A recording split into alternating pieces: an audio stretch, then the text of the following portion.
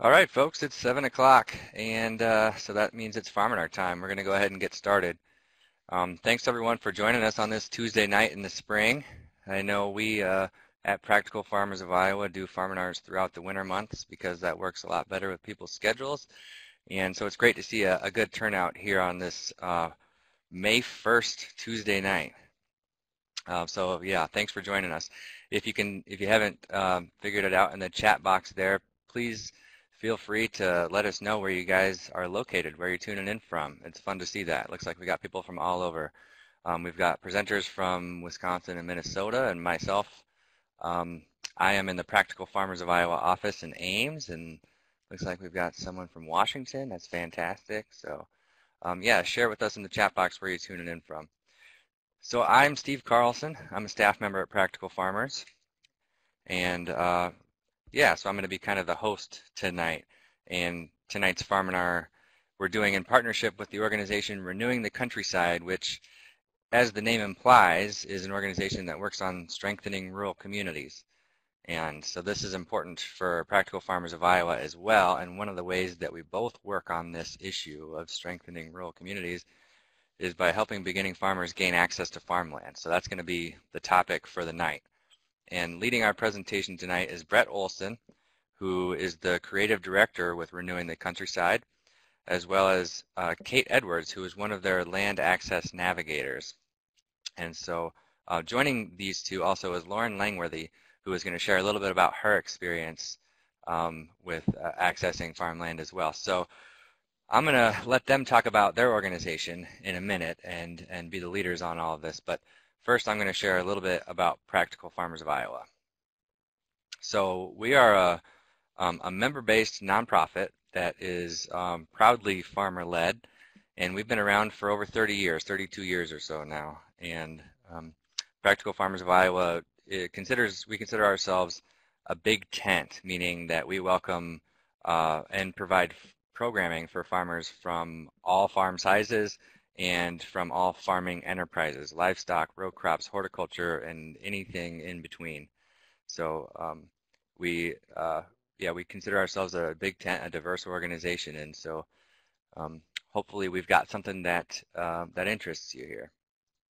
So our mission at Practical Farmers of Iowa is equipping farmers to build resilient farms and communities, and we do this with farmer-led investigation and information sharing. So a little bit about how we do that at Practical Farmers is we're just right now gearing up for our on-farm field day season. So you can see the cover of the field day guide right there from last season. We're working right now to put out our 2018 field day guide.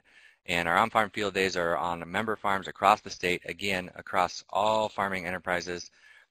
We start at the end of this month and do field days all the way through November. And that is on topics that are requested by our members and led by our members as well.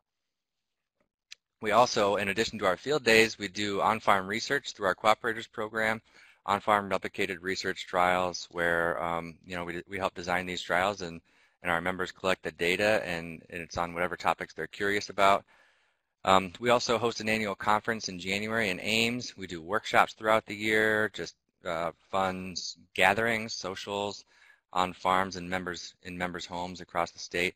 We do these Farminars, which typically run from November to March, and then a couple other pop-up Farminars throughout the year, like today. We have retreats. We have a retreat for beginning farmers. We have a retreat for CSA farmers. So lots of events that help us accomplish our mission of building resilient farms and communities. So specifically for beginning farmers, I wanted to highlight a few things. Right now, we are gearing up for our Labor for Learning program. So this program is for aspiring farmers who are looking for additional training on what it takes to run a farm business. And we've got 14 experienced farmers across the state who are willing to hire an aspiring farmer, provide them a paid job, and then also give them additional training on how to run that farm business. Some of the topics that you can cover are topics that that farm workers don't typically get experience with. So maybe that's marketing or record keeping or organic certification, all that stuff. So Labor for Learning, we've got jobs across the state that are looking for aspiring farmers to fill them right now. So check out our website for that. The Savings Incentive Program is for those farmers who have already started their own operation And that's going to help them write a business plan, get a mentor, save money up to $4,800. That includes a match. So that's a great program for beginning farmers. We have findafarmer.net, which is a land listing website. For anybody who's looking for farmland, go to findafarmer.net. You can register as a landowner if you've got land and you're looking for someone to farm it, someone to purchase or lease it, or you can register as a land seeker and look for land opportunities in your area. We are working on a brand new Find a Farmer website that'll be launched within about a month or so right now, but the site as it is right now is currently functional, so check that out. We do a beginning farmer retreat in December, and this summer in August we have a next generation summit, which is going to bring together, again, experienced farmers and landowners with aspiring farmers and beginning farmers. And so look for more information about that, all of that, at practicalfarmers.org. So as a member-based organization, we want you to think about joining us. You get discounts to all of our events if there are registration fees. Members get steep discounts for that. You get our quarterly newsletter in the mail. You get access to our email discussion groups, which are super helpful. We have discussion lists that are specifically for horticulture or livestock or row crops or general or policy. If you have questions that you want to get input from other farmers on, pop that into one of these discussion groups and you'll get lots of answers. We are a group of, really, Practical Farmers is a network of people who are willing to help each other improve their profitability and their efficiency and their stewardship. So by joining PFI, you're joining a group of people who want to help each other. And then, of course, if you're a member, you can participate in our programs like I just mentioned, with Labor for Learning, the Savings Incentive Program, our On-Farm Research Program, the Cooperators Program. So do look into joining PFI. We'd love to have you connect with all of us. So then a final couple of notes here before we get started. If you didn't notice, in that bottom left corner of your screen, there's a little poll over there that helps us get a head count of how many people are tuning in. So if there's a couple of you watching from your one computer, that question down there says, how many people are attending via your connection? Please check the right box there so we can get kind of an accurate head count about how many people are tuning in tonight. Everybody looks like they're getting the hang of the chat box there. Do use that for your questions for our presenters. Just want to ask that you kind of keep your questions focused on the topics that we're discussing at that time, because there's a good chance they'll get to another topic a little bit later in the presentation. So we are going to save time for questions at the end, but definitely ask your clarifying questions as we go. If the presenters don't see those questions, I'll make sure we get back to them at the end. So ask your questions, and we'll make sure that they get answered. So we want this to be interactive, but definitely be respectful of others, be respectful of our speakers. And then I do want to ask that you provide us a little bit of feedback. So there's that link there, that Google link. You can click that link right now and it'll open in your web browser, and then after the presentation you can take that. So I'll pop that in the chat box a little bit later, but please take just a minute to provide us some feedback. We would appreciate that. If you want to plug in with PFI's Farminar email list, there's a link right there, that bit.ly link, for you to sign up to get on our Farminar email list, which throughout the Farminar season is just a weekly email reminder and a little bit of sneak peek about what Farminar topics are coming up. So yeah, I'll remind you in the chat box a little bit later to take that survey, but we really appreciate any feedback you can give us. So that, I think, is all of the rules that I wanted to mention here. So again, thanks everybody for tuning in. I'm going to be flipping presentations here, and then Brett and Kate, when you see this come up, it's all you. Feel free to take it over. Thanks, Steve.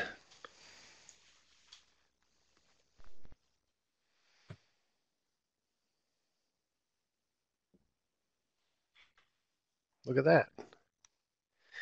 First, I want to check and see, does everybody hear me fine? Sounds good from my end. Okay, good. Welcome to the Farmland Access webinar, 127 Easy Steps to Finding Farmland. I hope you realize that's mostly tongue-in-cheek. There's actually no way for us to know how many steps you'll need to finding farmland, but didn't want to make it seem like it was too terribly, that we were going to provide you with the 4 exact steps that you could go out and plug in and just presto, be farming next week. So it is a little tongue-in-cheek, but you might get the point. There's a couple of things going on in the Farmland Access Hub network and navigators.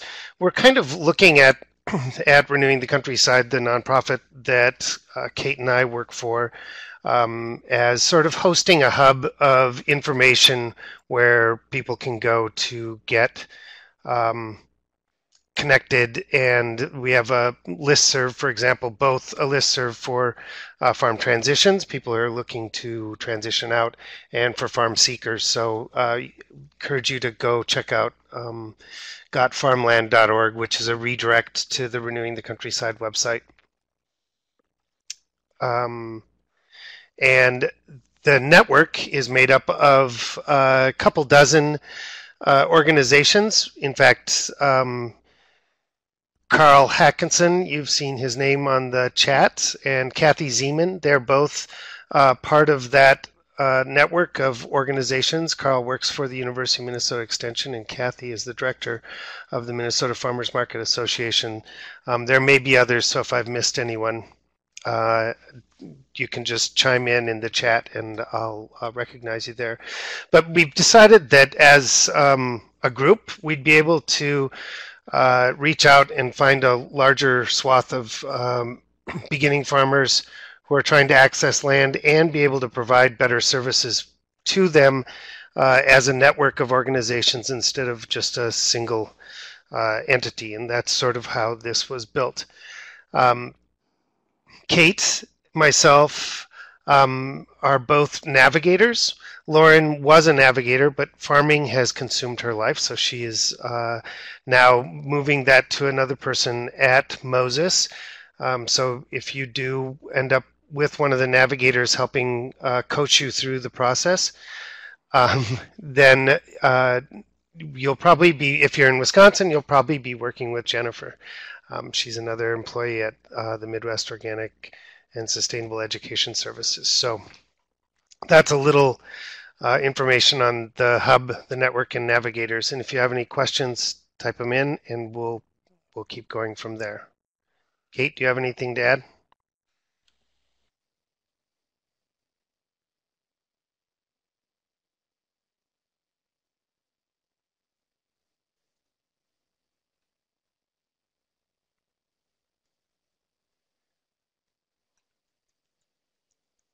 Looks like I've lost Kate's feed, but anyway, we'll go on to the agenda. The agenda quickly we'll be running through is laying out a little bit of the problem. I think we all know that your specific problem is that you are looking for land. Go over a little left versus right, some readiness issues, the basics of land tenure, some financing basics, a quick overview of FSA, next steps, and questions and answers at the end. Yeah, I can't hear you, Kate, either. So that worked earlier. That's the way this always works, I guess. So I'll take over a couple of Kate's slides until she comes back in. So a couple of the issues, and I think this is stuff you probably all know. And Lauren, you feel free to jump in too, because you've also given this presentation in the past. And if I forget things or skip over them, things that you think are important, I'd like Brett, can you hear me now? Oh yeah, now I can. Great. Okay, so I have a propensity for hitting buttons that I shouldn't, and had hit the mute button. So thank you, Steve, for helping me get off of that. I just wanted to quickly introduce myself, and I am a farmer in eastern Iowa, and I also am involved in PFI as a member, and have been for since I started farming back in 2010, and even before that when I attended events in graduate school. So PFI is an amazing organization working with beginning farmers, as you all know. I recently started working with Brett and the rest of the crew at Renewing the Countryside, working on a very specific project, helping farmers navigate this process of land. So one of the things that we're going to do in this this presentation is walk through some of those main things that that folks should be thinking about as you're looking through the land access process. So as Brett said, first we're going to kind of set up the issue and then go from there to talk about some of the ways that beginning farmers can look at this process of land access and prepare yourself to go through those steps. So that was just a little bit of introduction about me, and back to you, Brett.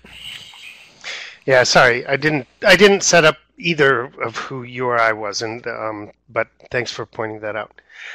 Let's jump back into the issue. This is some data that Kate dug up when she was doing some background research and getting this project started.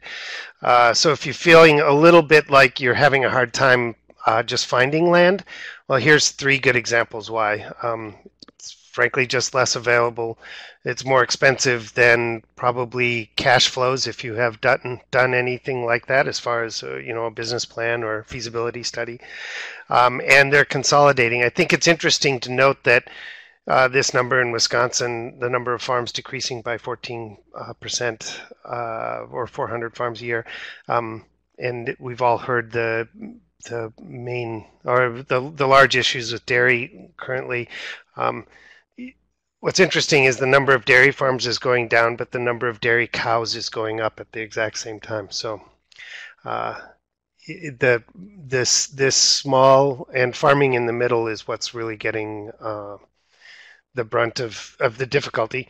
And then lastly, and it depends on your specific situation, there may be access barriers based on gender, race, marital status, and age. I know that the very first house that I bought, not a farm, the first house I bought, the people who were selling it were hesitant to sell it to me because they thought I was just frankly too young to actually own a house. And then I think we quickly told them that we were actually 25. Come on, how young is that? So, but that is, there may be barriers around those.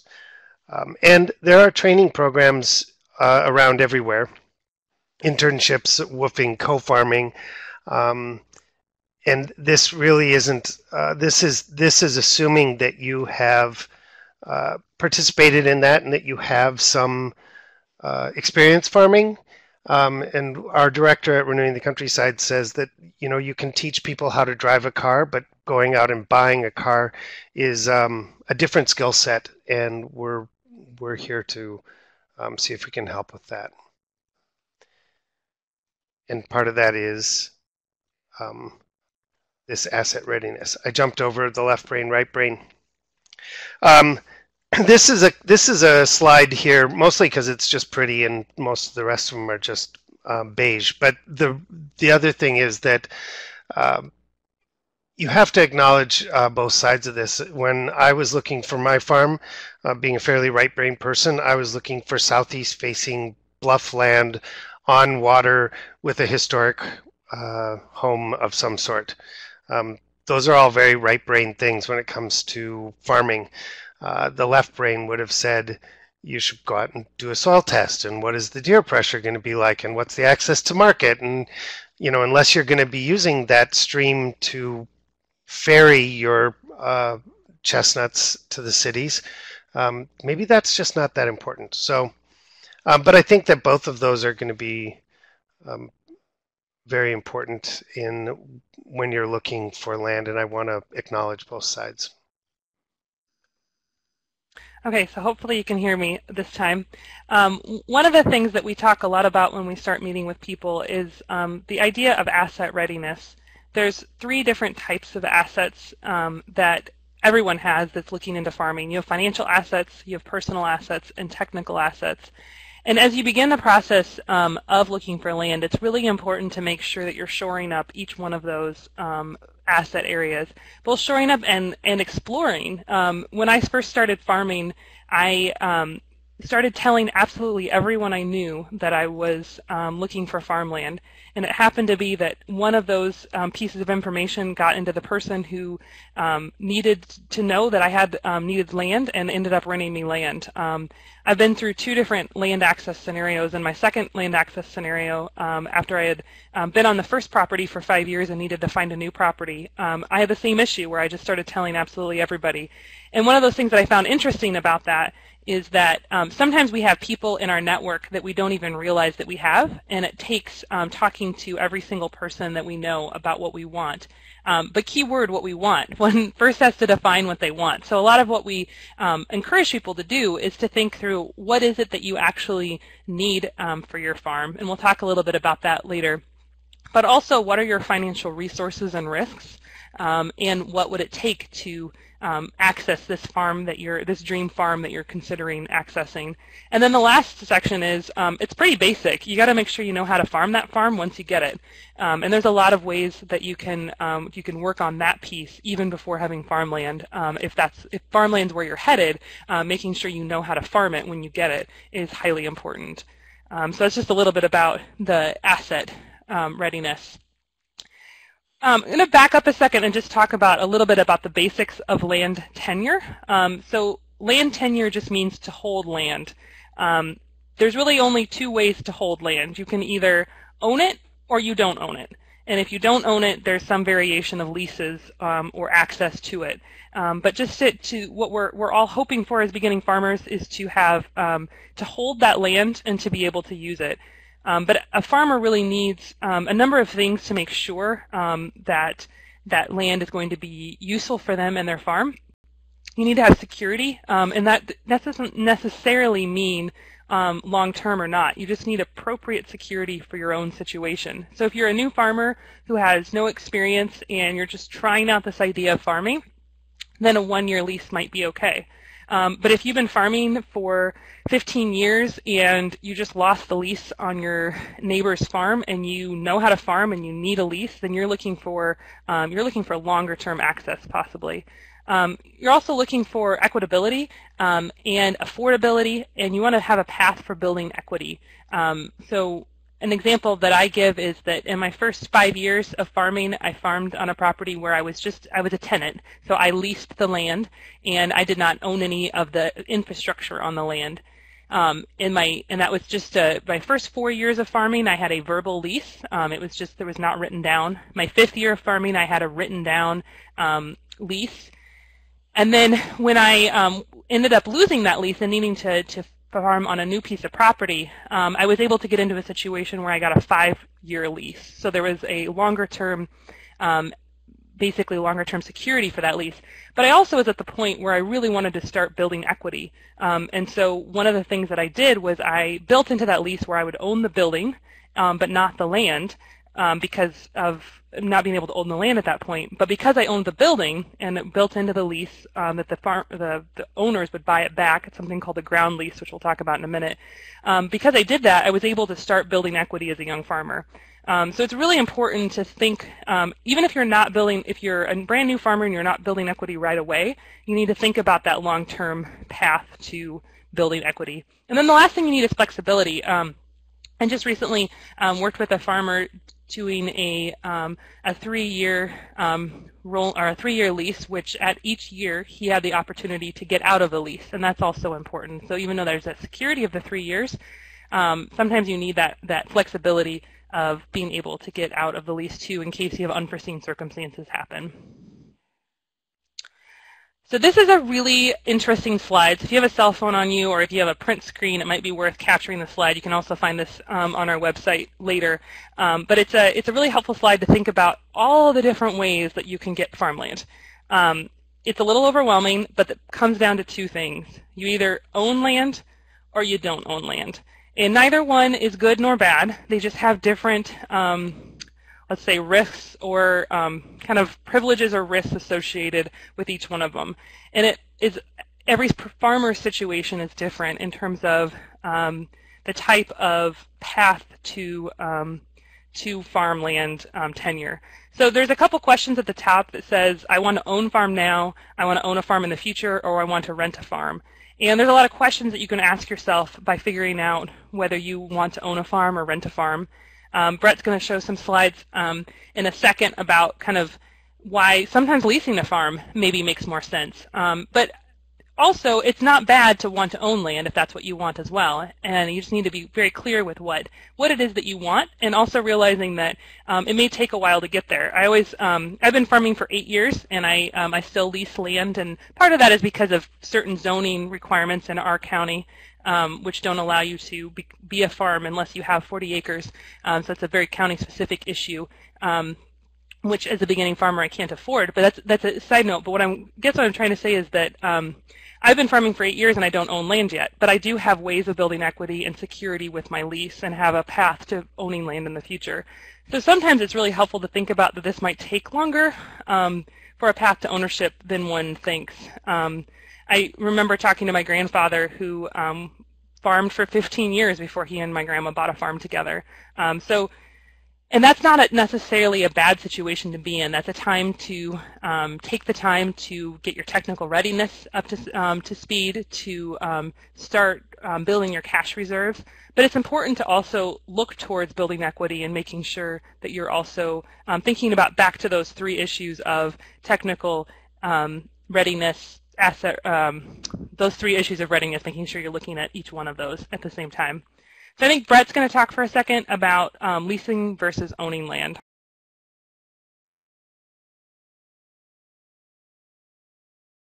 Yeah. All right, technical difficulties again. So this is a great slide here that can, we will have the chart on land for land access on the gotfarmland.org. We'll have that as a downloadable PDF. We lifted that directly from the people who trained us in this programming. Is a New England nonprofit called Land for Good. And they've been doing land access coaching like this for a number of years. And so rather than, recreate the wheel, we thought we'll just use the tools that they already have, and it's a very interesting tool, that last one. This also is based off of some research that they've done on leasing versus owning.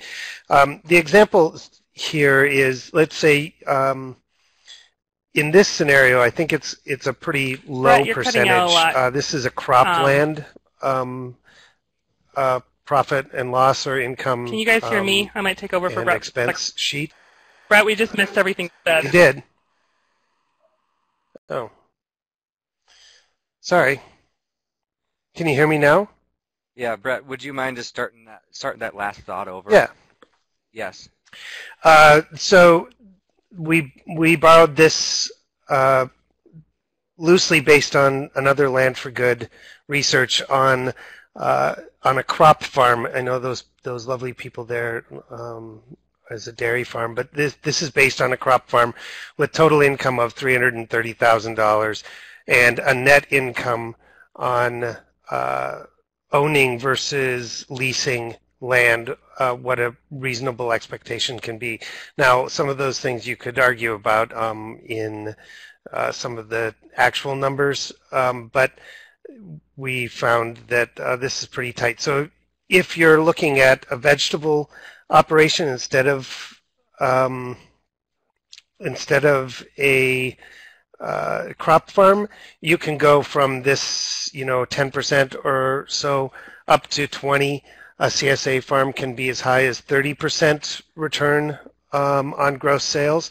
So if your family needs $30,000 a year and you assume in the middle at 20% net income, your gross will have to be $150,000.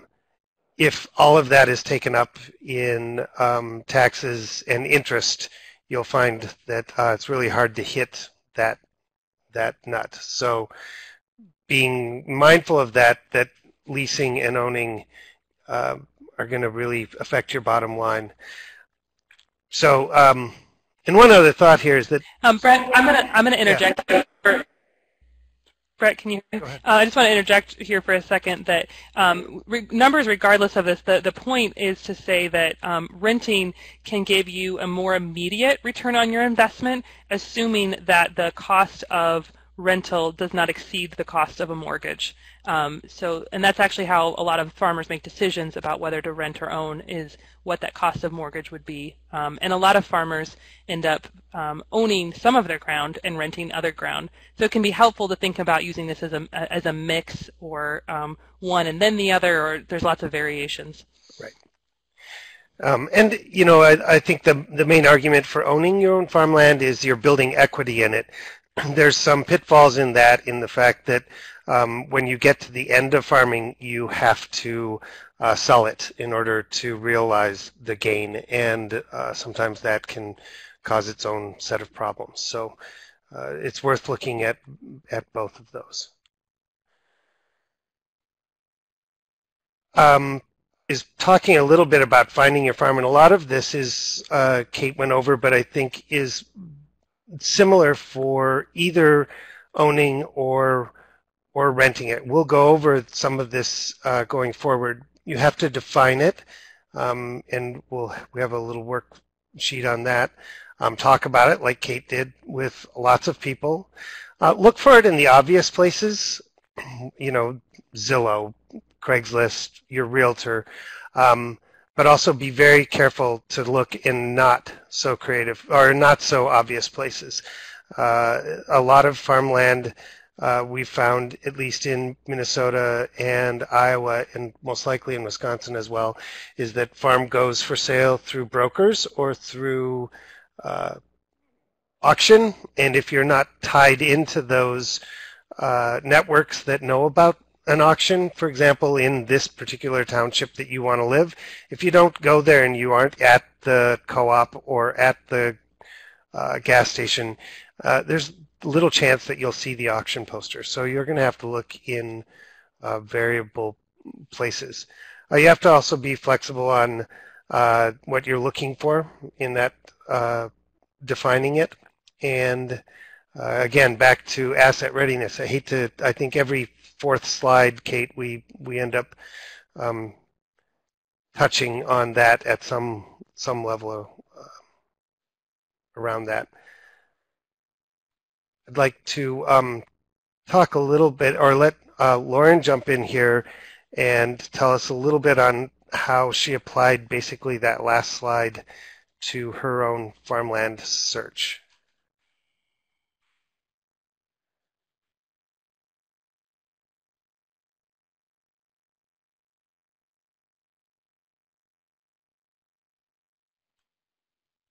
Hi everyone, hope you can hear me. We were having some feedback issues with my microphone, so that's why I've been on silent this whole time, but feel free to ask questions. I'm also watching in the chat box. So yeah, just a super brief discussion about my farm access story. My husband and I, shown here in this photo, Caleb, I'm the little one, we started our farm business on rented land. We were about an hour, a little over an hour away from where we ended up eventually buying, but we were in kind of a handshake lease situation with work trade as a piece of that.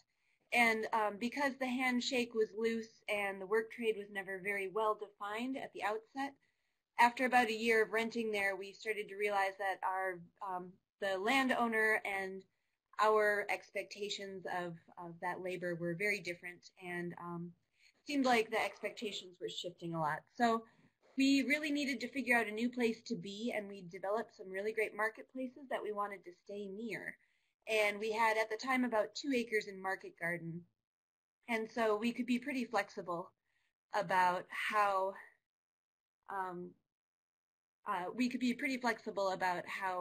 to look for that 2 acres. And so we basically started by telling everybody that we knew what we were looking for, and we asked everyone to please tell everyone they knew, and we watched Craigslist religiously. We were on Zillow all the time, and we basically developed a scheme of kind of taking our target area, which was within an hour's drive of these 2 marketplaces, so kind of a big oval, and doing sort of a little wedge once a week. We would spend all week looking at all the different options for farmland, and then we would spend one day driving around and looking at all of them, and in the process driving down a lot of back roads and finding little for sale signs at the end of driveways. And long story short, we ended up connecting with some angel investors through the network that we had reached out to, sort of friends of buyers of ours, who wanted to invest their money in their morals instead of in the banks. And so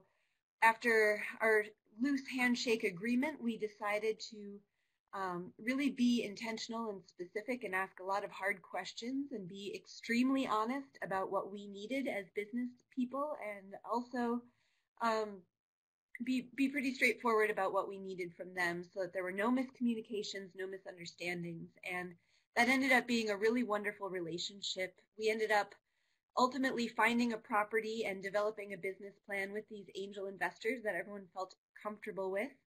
Those angel investors bought it off the marketplace for us to buy us a little bit of time.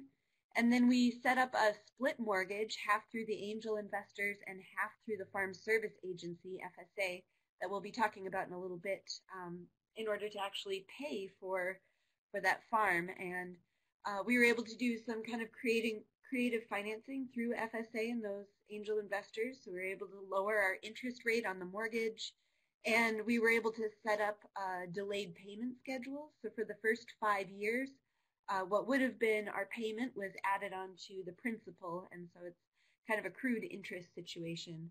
But that gave us a couple of years to get our feet under us and our business up and running. And you'll notice in the photo here that that we've got sheep in the background, and our farm was an old dairy farm. We have 153 acres now, and we basically used the vegetable operation to turn our sweat into money, and then when we had that money, we used it to buy breeding stock. We now raise 150 ewe flock of meat sheep, and we've also started investing in some Highland cattle. And so all of that to say that we're well on our way to paying those mortgages, and it's been a very interesting process for us.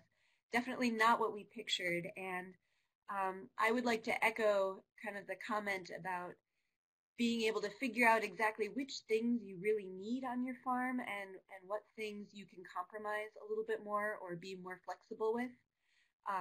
When we first were looking, we knew we wanted to have at least a small vegetable operation, but that wasn't our goal for our entire future together. We wanted to eventually move into grazing, and so we needed enough land to do that. Or we needed a plan to step up in land over time or rent land over time. And so that was one of the key things we were looking for.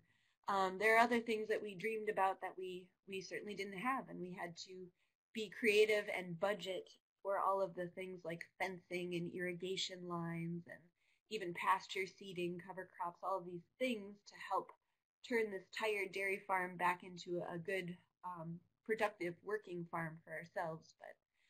But with enough foresight and keeping your eyes open and being aware of the ways in which you're helping yourself and the ways in which you're making your own life a little bit harder, I think there's a lot of opportunity out there. There's a lot of land for sale. So just finding the place that works and the situation that works is really the key.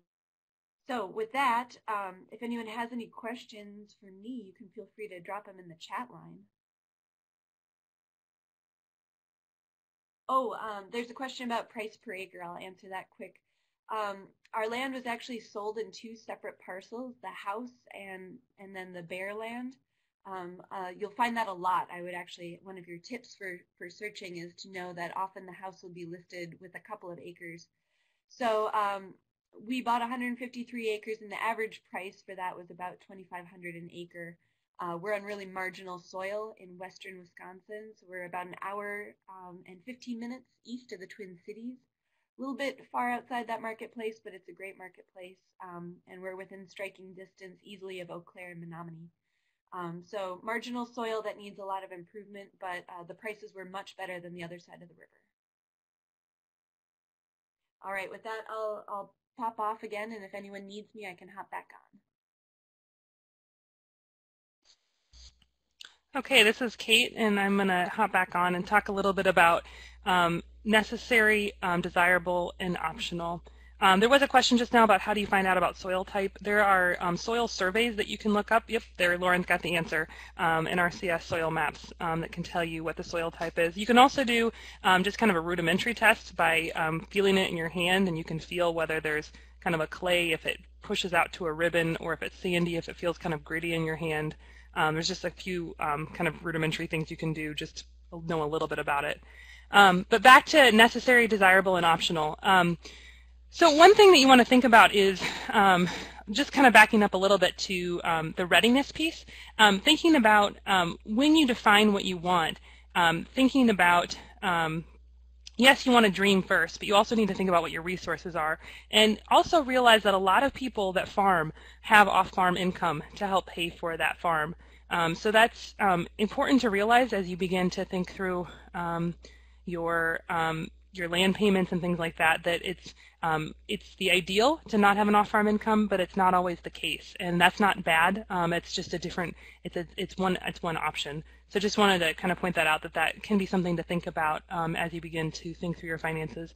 And also, I can relate to land price issues. Land in my area is $10,000 an acre, which is why I'm still renting. So, yeah. So just wanted to point out some of those issues too. So necessary, desirable, and optional. It's really important to. Lauren did a really good job of hitting on this about what do you really need for your farm operation.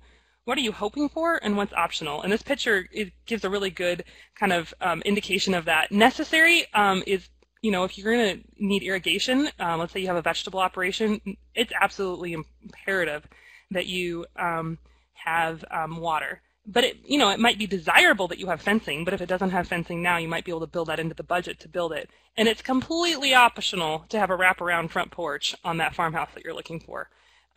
So just thinking through, and I would really encourage those of you who are beginning farmers who are looking for land to sit down with a blank piece of paper sometime soon and think about what is your necessary thing, what's your desirable thing, and what is your optional thing.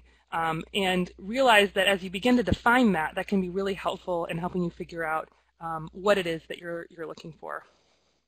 And I think Brett's going to talk a little bit about land suitability.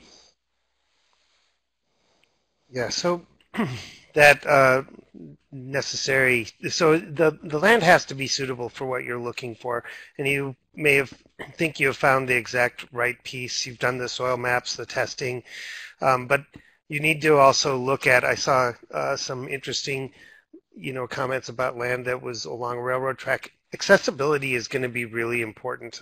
Can you get to it with equipment, tractors, labor?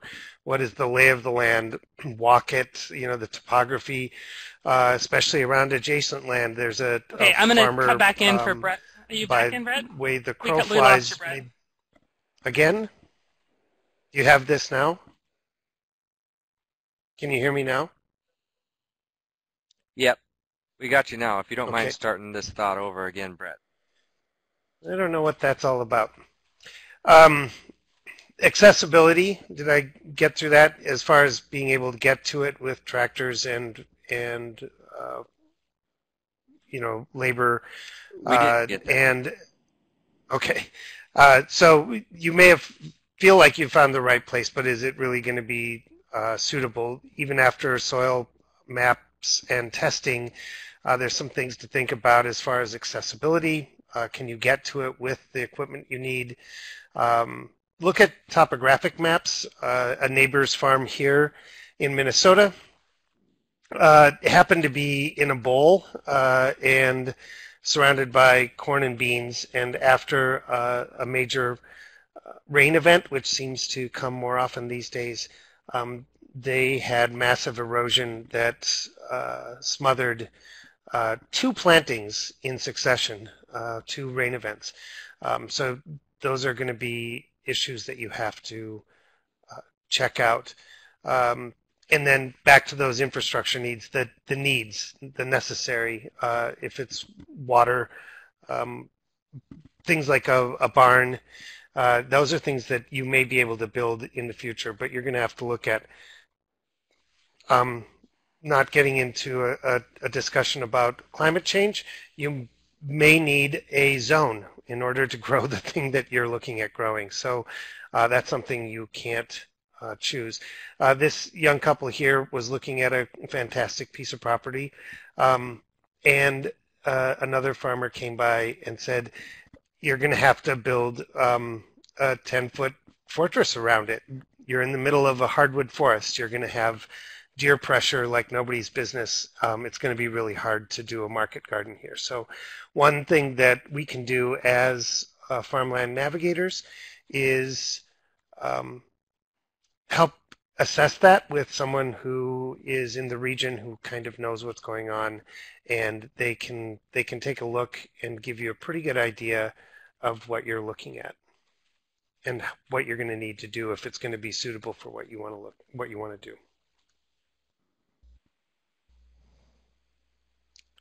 Great. I'm going to take it from there and talk about some lease examples. I'll first share a quick story about a farm that I found that was absolutely perfect, and I found that it was going to be in my price range, and if I could just buy 20 acres of it, it would be perfect. And through a series of circumstances, realized that the county wouldn't let me purchase the 20 acres and be considered a farm. And then I found out that the road that was going to take to require to get back to the farm was going to cost $100,000 to put in, so then it wasn't accessible. And then the other thing I found out was that there was some code that said I couldn't have a driveway that was over 1,000 feet, and this particular property was going to need that. And that was only after realizing that I thought I found the perfect farm. So I think it's really important to, as one begins to find the property that they think is perfect, to then kind of run it through a rubric of, can I do the things that I need to do in this area to farm? And that's obviously if you're going to buy a farm, but it also applies to if you're going to lease a farm. So getting back to leases, there's a lot of different options of leases, but I'm going to talk about 4 right now. One is just a basic 1-year lease. Oh, it's funny, or the perfect farm is even for sale. Yes, often the farm that you want isn't for sale, and you end up trying to find something that will work. I've farmed on it's an interesting process to work with what you have versus always finding the perfect thing. And I think there's a point there, as a beginning farmer, I wanted to say to the other beginning farmers out there that this is totally possible. It may feel super overwhelming, and sometimes it feels like kind of what the heck are we doing when saying all these things that don't work. But there are solutions. You just have to be really creative and find some workarounds. And so that's one of the things that we do when we work with individual farmers as a navigator. We end up doing a lot of coaching about what are the different workarounds that we can think through and kind of uncovering every possible option. So 1-year leases can be appropriate for someone who is looking for just the opportunity to try farming. It's also helpful to think about in the beginning that if you have some experience and you can ask and you can approach a landlord for a 3-year lease. I recommend 3-year rolling leases, which means that every year the 3 years starts over, so you essentially always have a 3-year lease, and you would have to be given a 3-year notice before you had to leave the land. There's also 5-year leases, which are awesome. Also, it was good to know, though, in the 4th and 5th year of your lease, you basically only have a 1- and 2-year lease left. And then the last one is a ground lease, which I spoke about before, and that is similar to what I have right now, which is I have a 5-year lease on the land, and then I own the buildings, and my landlord will buy them back for the price that we put them up at. And that allows me, as I pay my mortgage as time goes on, that you can start to build equity. It's really important to match your lease type to your specific land tenure needs for the appropriate level of land security. And that is really only defined as you start to think through what are the options that you personally need. So there's a lot of elements of a good farm lease. Here are 17 things that we think through when we're looking at a lease.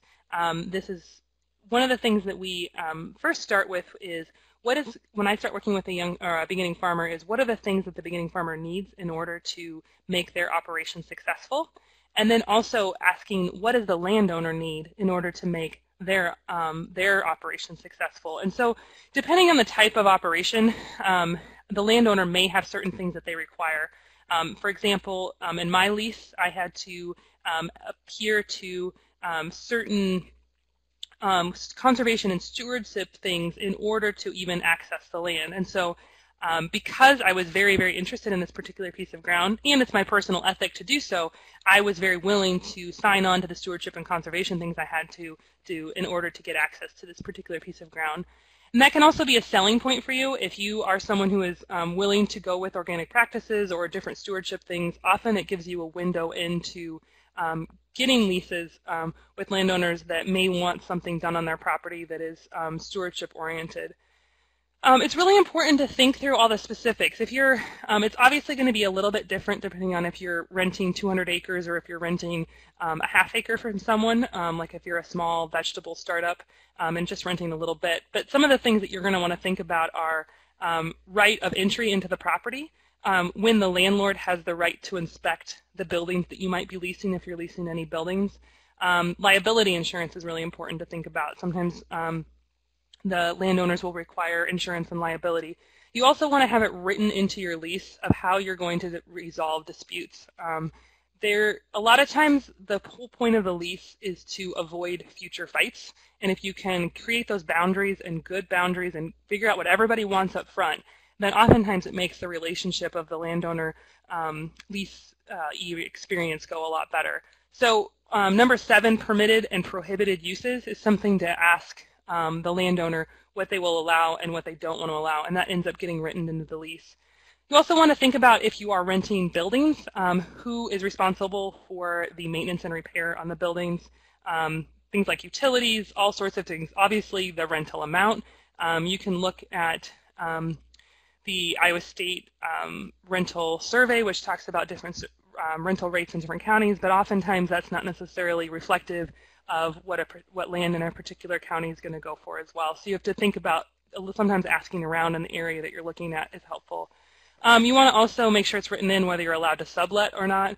Oftentimes landowners don't want that to happen. And then also the termination dates. So these are just some of the things to think through for a lease.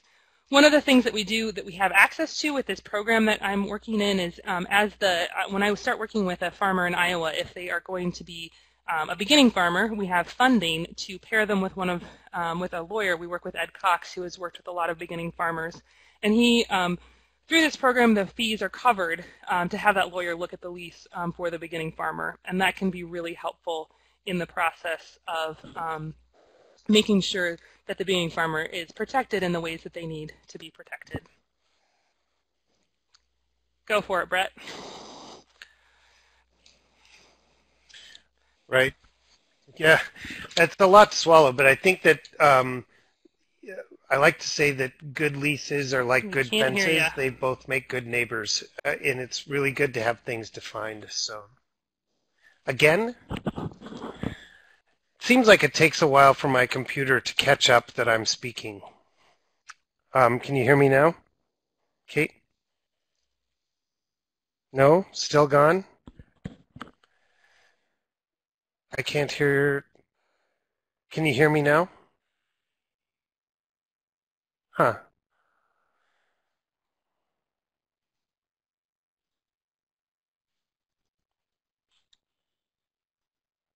You can? Okay.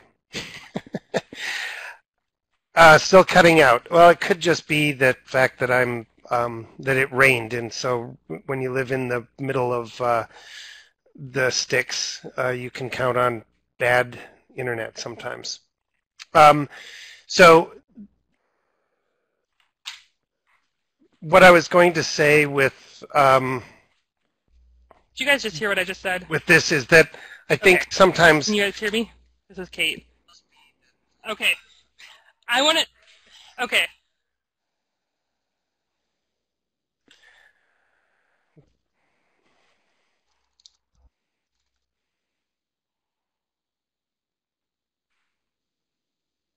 So can anybody hear me now? Okay, I don't think we can hear Brett anymore. Can you hear me? So sorry about this. Looks like I'm out. Okay, so I just wanted to say that this project is made possible through a USDA Beginning Farmer and Research and Development grant, and through that program we are able to pay for the access to lawyers, which is the lawyer that we're working with is Ed Cox to go over those leases. So we're just going to talk a little bit about buying farmland. And one of the most important things is to understand your farm finances before you even begin to think about buying farmland. So that means understanding, obviously having a Schedule F, making sure you understand your cash flow, making sure you understand your net income, understanding your personal finances as well. As we mentioned before, oftentimes farmland does not get paid for by farm income itself. Sometimes it comes from off-farm income. So it's important to understand both your farm finances and your personal income. It's really important to understand the cost of renting versus owning so that you know what you're getting into. And also realize to think about, does your option match what you can afford? A lot of times we all have this dream of owning land right off the bat, and it's really important to kind of take a step back and think about, what is it that I can do with leased land for a little while to get a business up and running, to make sure that when I get to that point of being able to buy land, that I'm able to do so. There are options like conservation easements or co-ownerships that are that can help you also get to your goal. There's lots of different financing options. There's the USDA direct farm ownership loans, which will loan you up to $300,000 and can be combined with other financing. There's farm credit, there's banks, there's lots of different options. And so once you begin to think through that, but it's really important first to realize whether you can actually afford to make the mortgage payment. A lot of times that just is a simple thing of looking at what your own personal cash flow is, what the farm's cash flow is, and then adding in any unforeseen things like equipment, repair, buildings falling down, okay, if you're looking at a farm where those types of things. Also really important just to make sure that you are able to do it before you even begin to approach the different sources of funding, because it's going to be a lot more possible if you come into them with numbers that make sense, they're grounded in your farm's truth before beginning to ask for a loan to purchase land. All right, Brett, do you want can to try you hear me again, or now? do you want me to keep going? Yeah, I'm going to try. It looks like my connection at least shows that it's working. So can you hear me? Yeah? Okay, excellent, perfect. So FSA loans, we're going to jump into this, and usually I had a little bit of a lead up to this, and thank you, Kate, for taking over. That was great. So here's a question. So everyone knows, they've heard of FSA, right? This is a government program that provides funding for farming across the spectrum, but specifically they're building in new programs for microloans and for farm ownership loans, specifically around beginning farmers. And just, you want to throw up on the chat how many people know their FSA agent? If you don't, and you're looking at potentially buying farmland, I would highly recommend getting to know your FSA agent very personally. This person is going to be super important in getting a farm ownership loan, and having a relationship with them earlier is always better.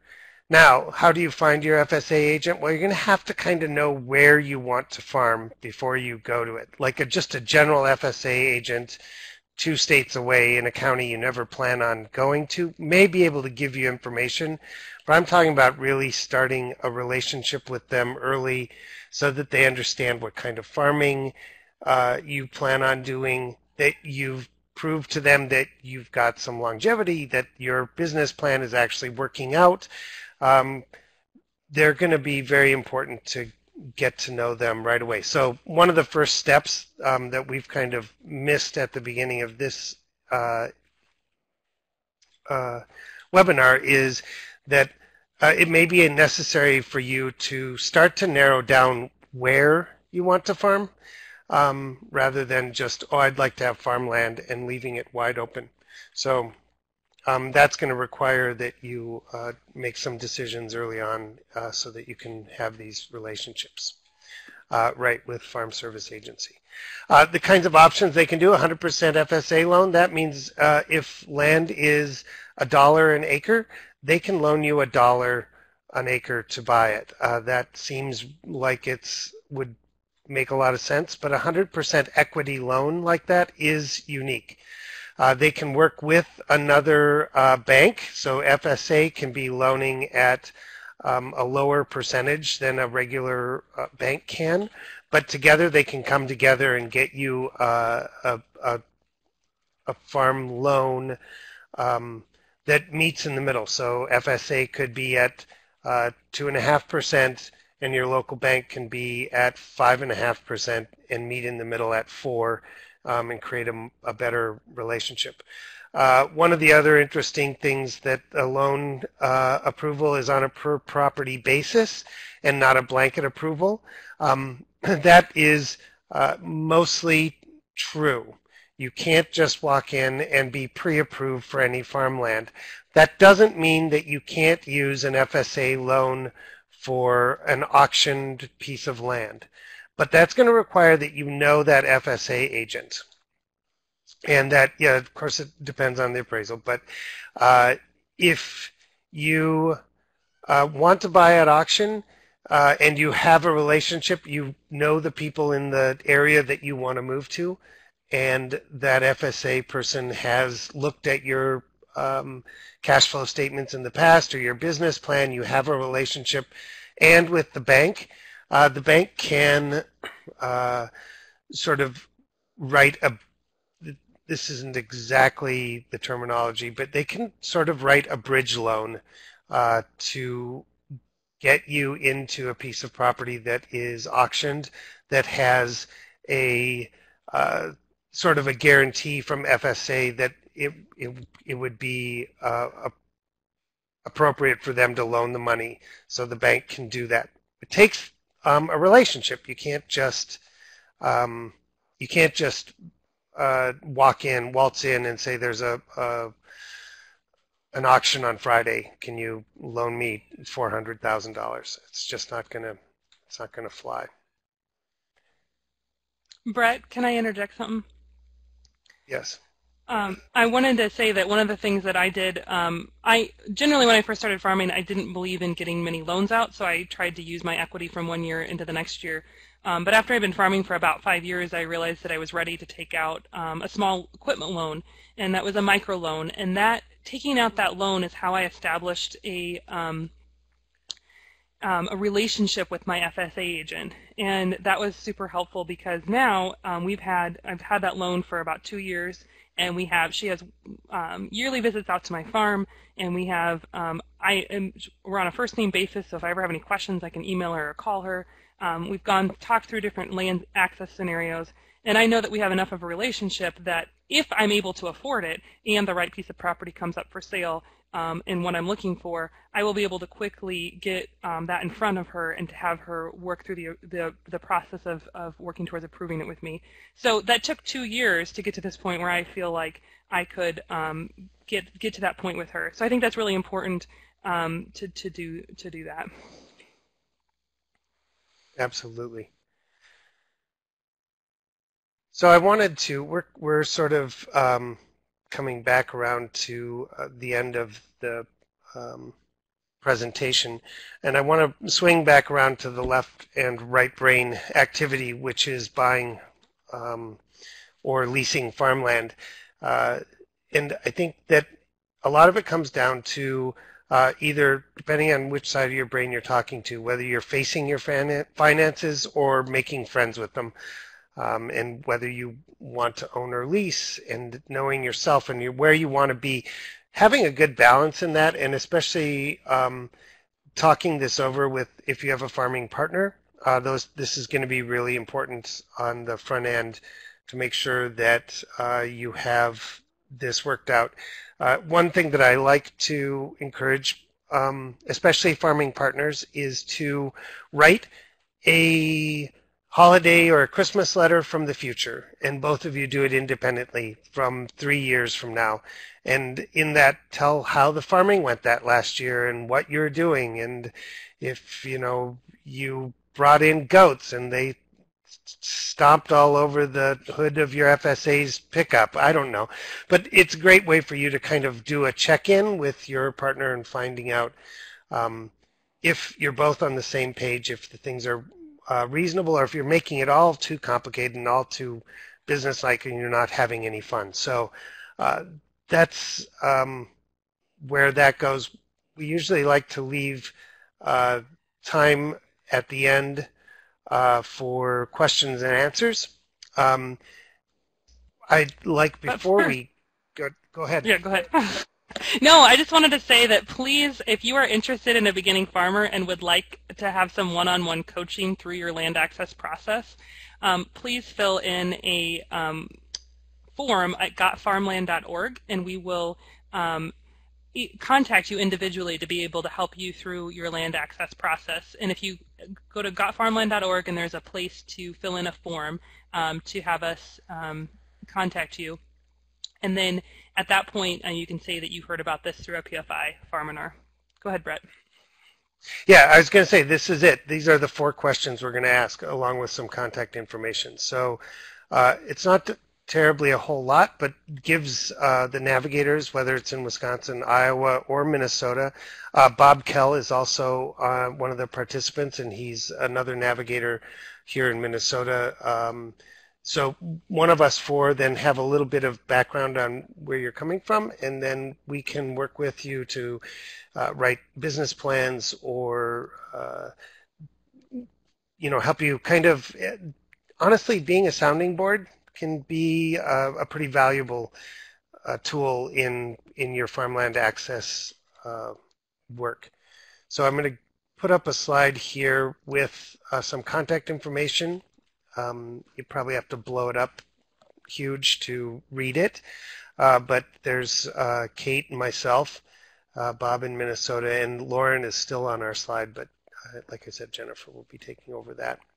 So we're going to open it up to questions, and we'll see if we can answer them.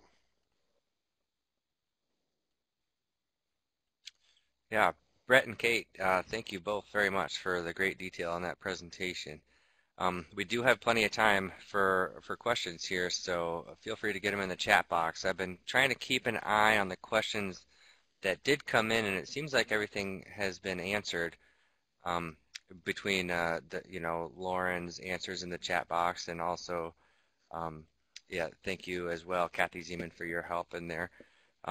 I don't know if there's anything else to be said about Zoe's question, that there was a little bit of a discussion about the FSA loans, and if something were to happen to prevent you from farming, I don't know, Brett, maybe if you have anything to add to this about how that payback works for that loan. If you couldn't farm for a year, or if you had some kind of an issue that prevented you from being a productive farm, what would happen with that FSA loan? It looks like Kathy says you would need to get another loan to pay that back. That's exactly right. So there's, I know of an exact example of that right now, and the farmer is doing a value-added business, and they have an FSA loan to do a portion of their work that's farming related, not related to the value-added. And they want to stop the farming operation. They've got 2 jobs at once, and they can't do them both. In order to stop the farming part, they have to raise the money to pay that off. So yeah, you will have to find different finances if you discontinue farming with FSA loans. Matt, I think it was interesting what you said about, I think you're going to provide some more information from what you're typing, so I'm curious to what you're going to say. How do you get someone to decide to sell or sign long-term? We are not family. I think it starts with a conversation. I assume that you've started there, but it really does. It sounds like that person is willing.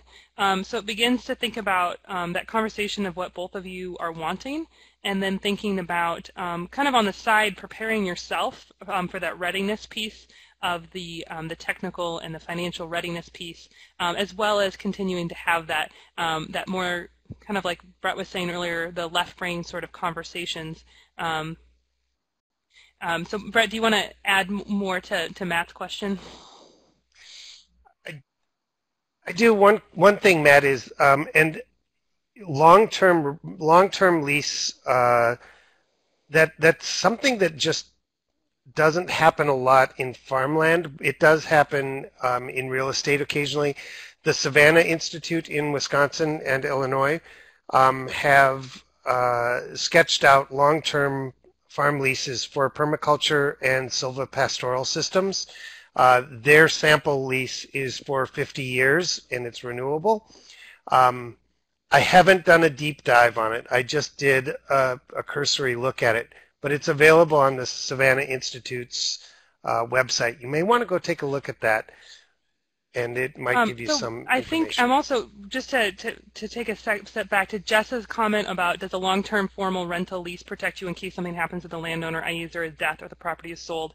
Those are clauses that are written into the lease, and sometimes those are written in that the lease terminates at that point, and sometimes the lease is written in that it doesn't. So for instance, in my lease, it's written in what happens. I have a 5-year lease, and it is written in what happens if I die.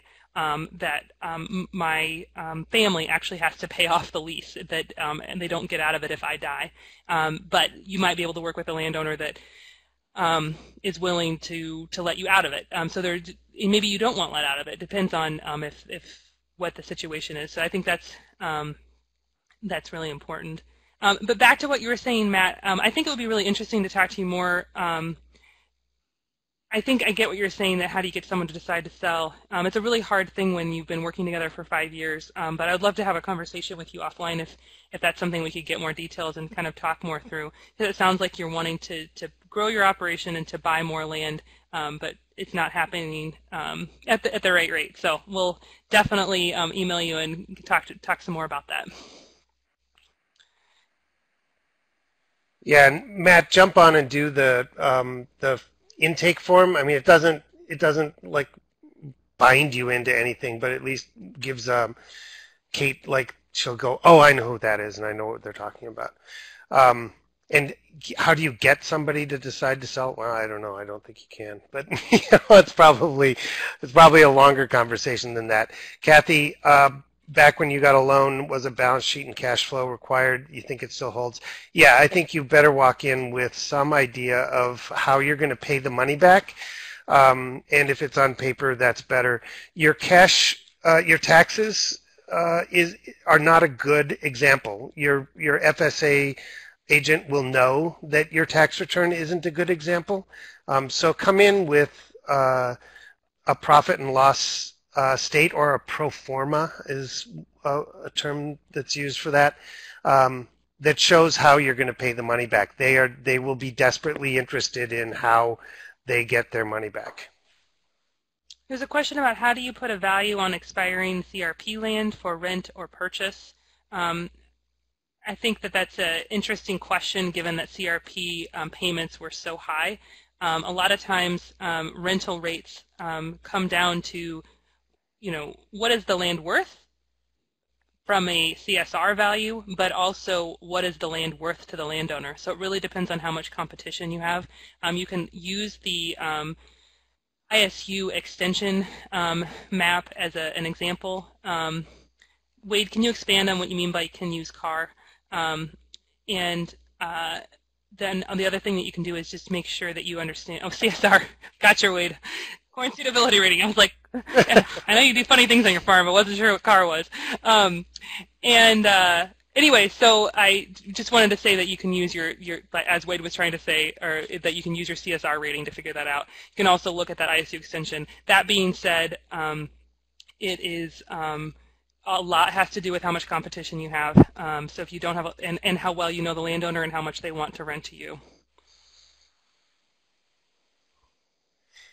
So back up to Lauren answered Kathy saying that her experience was she needed a Schedule F. What that has been sort of the expectation. It isn't legally necessary. It is legally necessary that you exhibit that income is generated from farming, but you don't have to use a Schedule F. Now, you may run into an FSA agent who says that you do, but it's not legally true. So back to the will FSA consider off-farm income?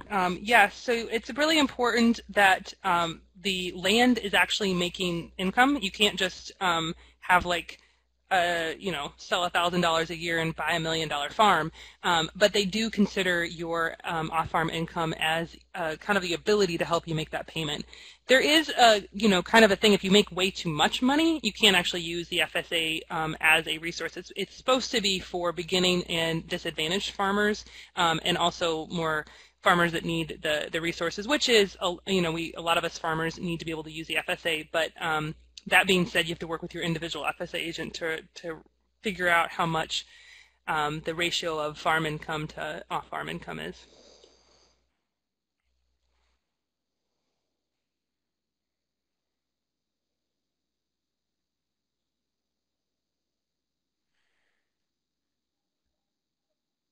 back quite a way, if you scroll up about halfway, Carl put in a link to the Finding Farmland Calculator, the Young Farmers Coalition Farmland Calculator. That link is good. I think you can just go to the Young Farmers Coalition website and find it.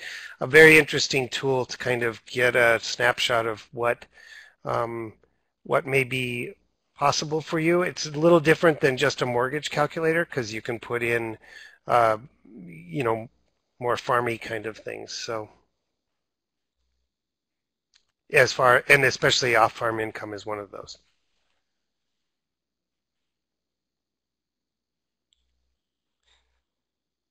One of the things that I recently talked about to my FSA agent is that we walked through what was the paperwork that was going to be needed in the event that I would be buying a piece of land, and she recommended to me that every January I just refill out that paperwork so that if a farm, say, came up for auction, I would have it up to date with the latest year's numbers, and then I could just immediately send that over to her for her to review.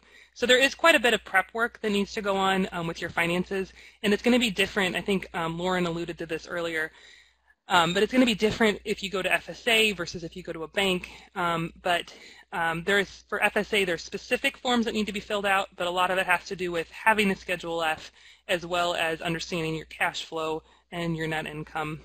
So those are all things that are really helpful when thinking about your financial readiness. And I think we touched on this with technical readiness, but I can't stress enough for those of you who are brand new beginning farmers, making sure you're getting technical skills on other people's farms. I once heard someone say, work for somebody else so you can make all the mistakes on their farm so you don't have to make the expensive ones on your own. And I think that's super helpful. And obviously that doesn't apply to as much as the people who have been farming for a long time and are looking for a new piece of ground, but that is a piece for beginners that I think that's super helpful.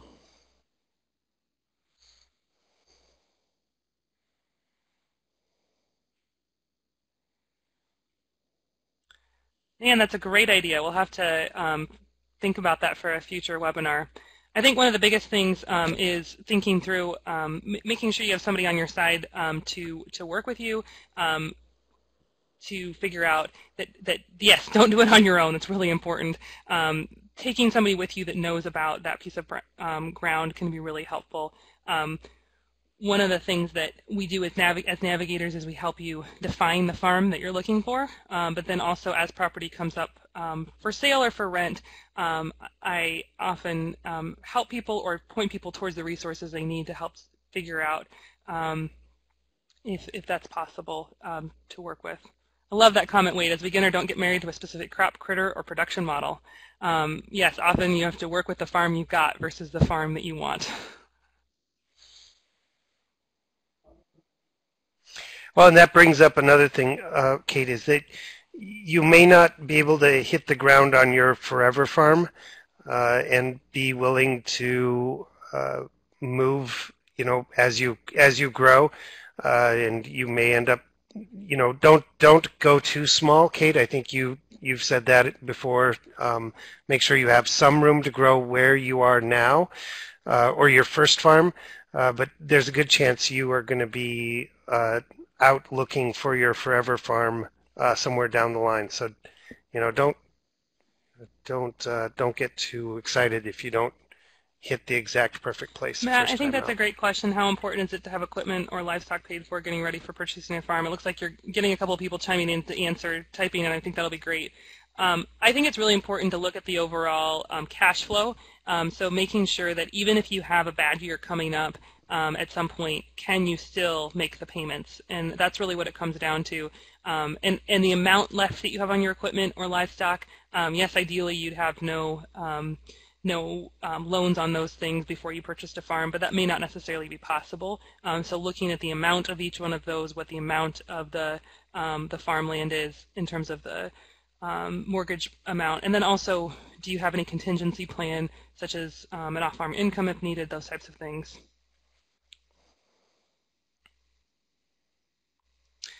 Mike, I like what you said, Carl, about some things make money, some things cost money, build equity, avoid debt as much as possible. My grandma always talks about in farming, we have to make sure that we're spending money on things that make us money.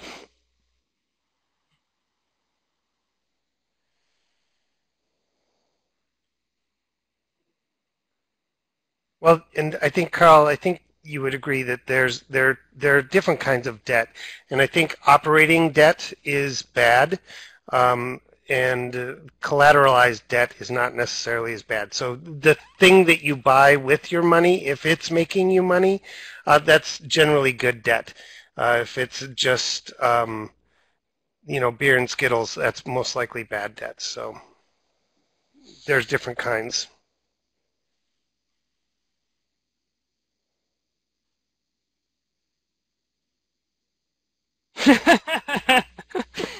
I think we're all laughing at that one, Carl. I expected as much of you. Yeah, thanks. That's a really good point, Bart, that land can be purchased with after-tax dollars, whereas leasing costs are expense. And I think that's important to think about in your future cash flow analysis, thinking about what your taxes are going to be. I remember the first time I realized that my mortgage principal was not going to be deductible, and I was like, why? So that's, I think, important to think through. Yes, and we all want the winning lotto numbers. But it is important to realize that it does feel like it's somewhat impossible to do this, but it's not. It's not as hard as winning the lottery. That there are creative ways to find the land that you can farm.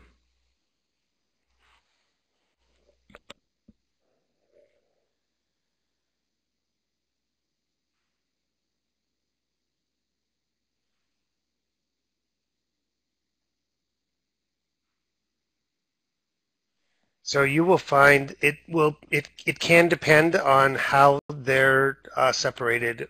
They could be in different parcels, and it depends on the municipality that you're in.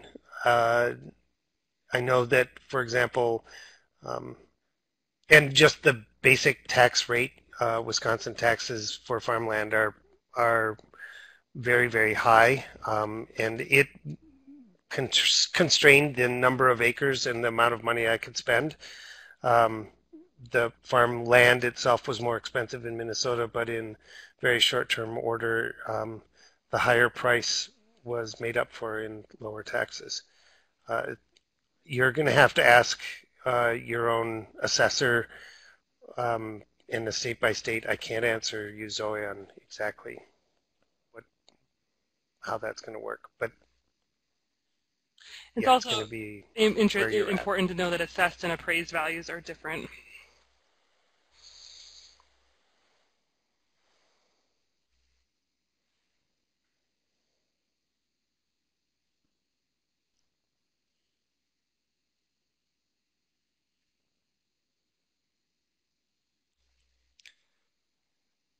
Okay, well, I can see here that there are a few people typing some other comments in here.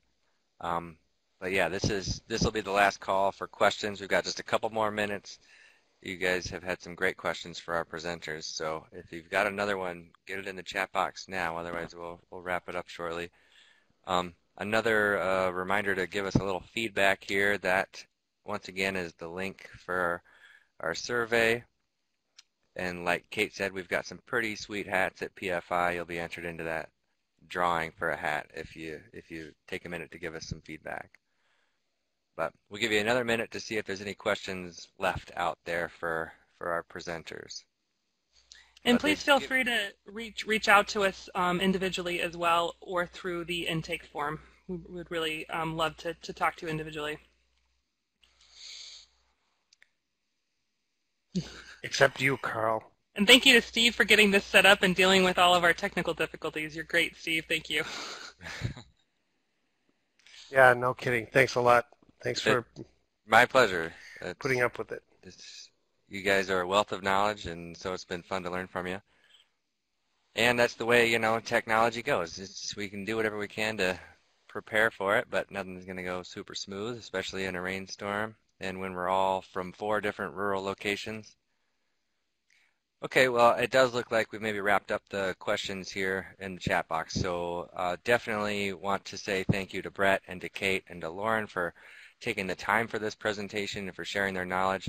They dropped a ton of resources in this presentation tonight, so if you do want to get back and go through this again to collect any more knowledge or to share with someone else who might benefit from it, we did record this presentation tonight, and it'll be on our website at practicalfarmers.org by the end of this week. So you should be able to go back there and revisit this. And it looks like Colin does have one final question here if somebody wants to try and take a stab at that. Colin, in my experience, that's pretty typical, that the FSA requires collateral on almost everything you own, which is one reason why some farmers choose not to go with FSA if they can afford to go with a bank. But it does provide a really great resource. And that may not be in every situation, so I don't want to speak across the board for FSA, but I have heard of that from other farmers as well. Do you have anything to add to that one, Brett or Lauren? I know, I don't know that their operating loans are collateralized, but I think that the farmland would definitely have to be.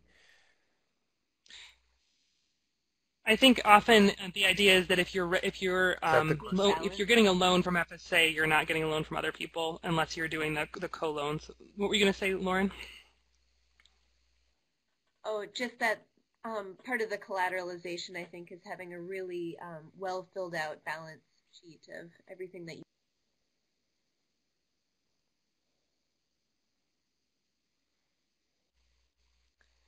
Yep. And that's going to be that relationship building again. They're going to feel a lot more comfortable with you if they've known you for a little while than if you just walk in cold off the street. Thanks for that comment that your operating loans are collateralized, and also the livestock checks from auctions have their name on it. It's helpful information. Right. Thank you guys. You guys have been a great audience. We really appreciate all your amazing questions, and we hope to hear from you through the intake form, and we'd love to hear from you. Yeah, thanks everybody for tuning in tonight and for being attentive and asking great questions. We really do appreciate it.